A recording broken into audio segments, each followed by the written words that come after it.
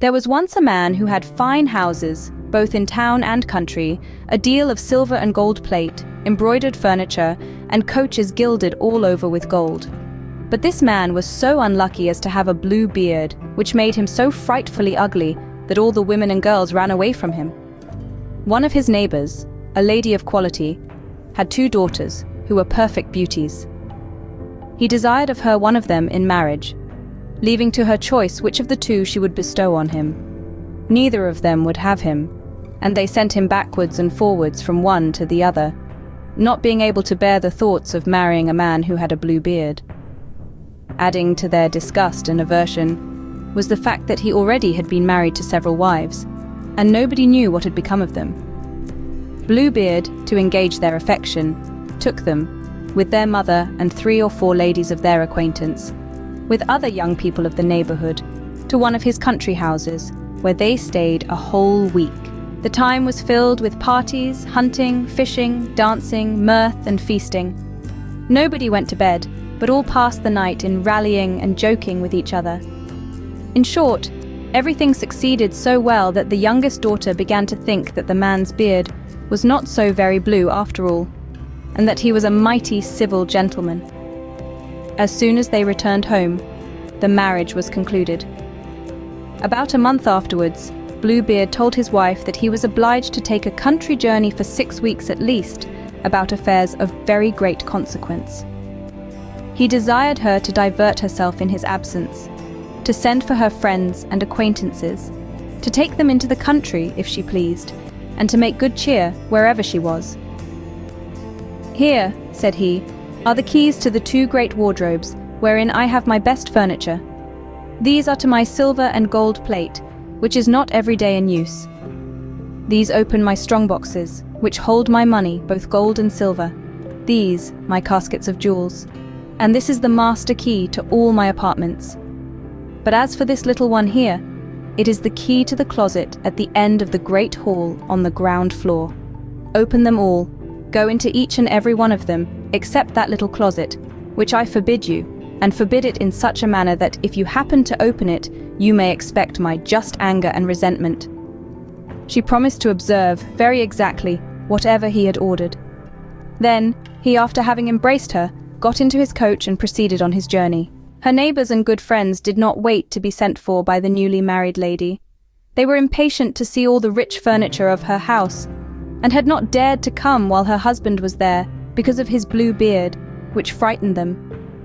They ran through all the rooms, closets, and wardrobes, which were all so fine and rich that they seemed to surpass one another.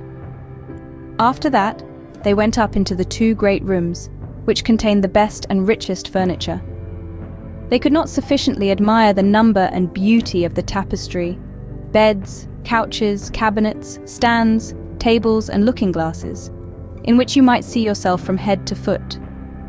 Some of them were framed with glass, others with silver, plain and gilded, the finest and most magnificent that they had ever seen. They ceased not to extol and envy the happiness of their friend, who in the meantime in no way diverted herself in looking upon all these rich things because of the impatience she had to go and open the closet on the ground floor.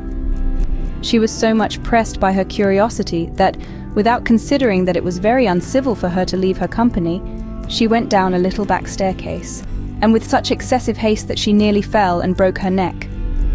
Having come to the closet door, she made a stop for some time, thinking about her husband's orders, and considering what unhappiness might attend her if she was disobedient. But the temptation was so strong that she could not overcome it. She then took the little key and opened it, trembling. At first she could not see anything plainly, because the windows were shut. After some moments, she began to perceive that the floor was all covered over with clotted blood, on which lay the bodies of several dead women, ranged against the walls. These were all the wives whom Bluebeard had married and murdered, one after another. She thought she should have died for fear, and the key, which she pulled out of the lock, fell out of her hand. After having somewhat recovered her surprise, she picked up the key, locked the door, and went upstairs into her chamber to recover. But she could not, so much was she frightened. Having observed that the key to the closet was stained with blood, She tried 2 or 3 times to wipe it off, but the blood would not come out. In vain did she wash it, and even rub it with soap and sand. The blood still remained, for the key was magical, and she could never make it quite clean. When the blood was gone off from one side, it came again on the other. Bluebeard returned from his journey the same evening, saying that he had received letters upon the road, informing him that the affair he went about had concluded to his advantage. His wife did all she could to convince him that she was extremely happy about his speedy return. The next morning he asked her for the keys, which she gave him, but with such a trembling hand that he easily guessed what had happened. "What?" said he. "Is not the key of my closet among the rest?" "I must," said she, "have left it upstairs upon the table." "Fail not," said Bluebeard, "to bring it to me at once." After several goings backwards and forwards, she was forced to bring him the key. Bluebeard, having very attentively considered it, said to his wife, "Why is there blood on the key?" "I do not know," cried the poor woman, paler than death. "You do not know," replied Bluebeard. "I very well know. You went into the closet, did you not? Very well, madam. You shall go back and take your place among the ladies you saw there." Upon this, she threw herself at her husband's feet and begged his pardon with all the signs of a true repentance, vowing that she would never more be disobedient. She would have melted a rock, so beautiful and sorrowful was she. But Bluebeard had a heart harder than any rock. "You must die, madam," said he, "at once." "Since I must die," answered she, looking upon him with her eyes all bathed in tears, "give me some little time to say my prayers." "I give you," replied Bluebeard, "half a quarter of an hour, but not 1 moment more." When she was alone, she called out to her sister and said to her, "Sister Anne," for that was her name, "go up, I beg you, to the top of the tower, and look if my brothers are not coming. They promised me that they would come today, and if you see them, give them a sign to make haste." Her sister Anne went up to the top of the tower, and the poor, afflicted wife cried out from time to time, "Anne, Sister Anne, do you see anyone coming?" And Sister Anne said, "I see nothing but a cloud of dust in the sun and the green grass." In the meanwhile, Bluebeard, holding a great saber in his hand, cried out as loud as he could bawl to his wife, "Come down instantly, or I shall come up to you."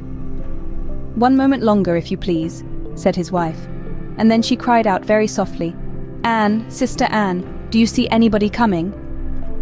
And Sister Anne answered, "I see nothing but a cloud of dust in the sun and the green grass."